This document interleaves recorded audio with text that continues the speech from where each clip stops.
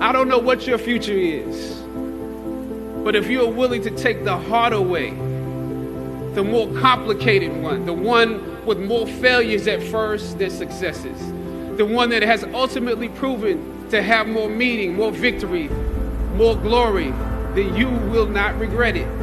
Anticipate the wall. You're going to hit it.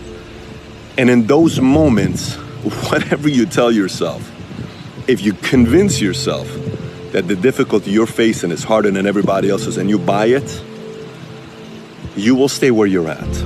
But if you convince yourself that whatever wall you've hit, other people have overcome it and so can you go through that wall as well. I just want to encourage people to stay away from people who tell you to stay in your lane, all right?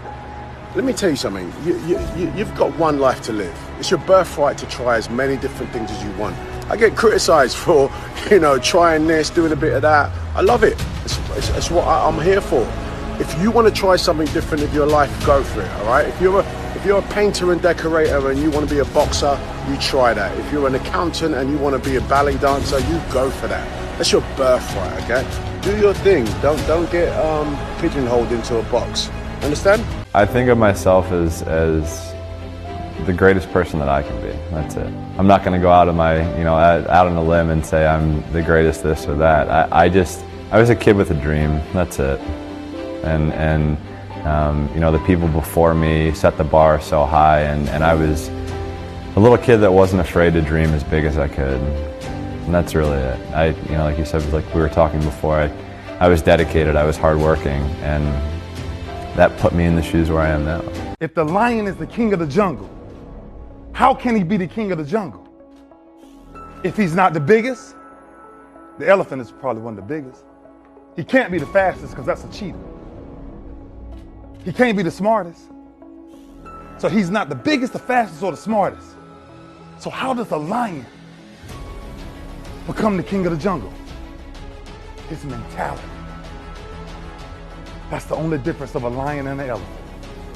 Work like hell and advertise. You get it? Work like hell, go to bed, and early to rise, work like hell and advertise.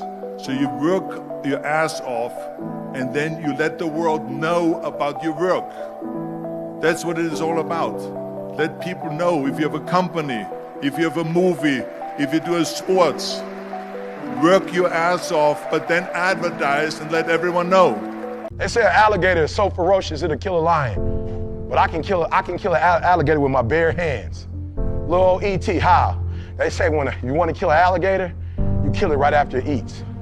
Because right after it eats, it gets satisfied, and it goes to a state like it's almost paralyzed. Some of y'all in this room, are you paralyzed? You had a little success? You've done what nobody else in your family has done, and now you chilling? Come on, you ain't hungry no more? Next hunting, I need you to stay focused. Why? You should still be hungry. You have to have this knowing that, okay, it may not work today, it may not work tomorrow, but this is the right thing, and this is what I'm doing, and this is what's feeding me.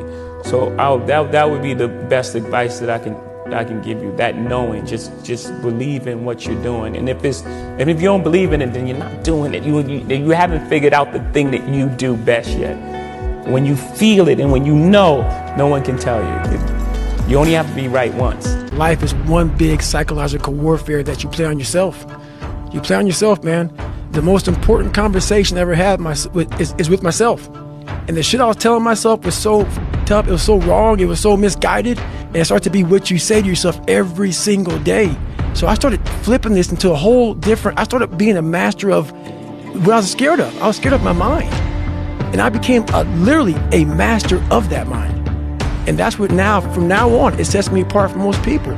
If there is something that you feel is good, something you want to do, something that means something to you, try to do it.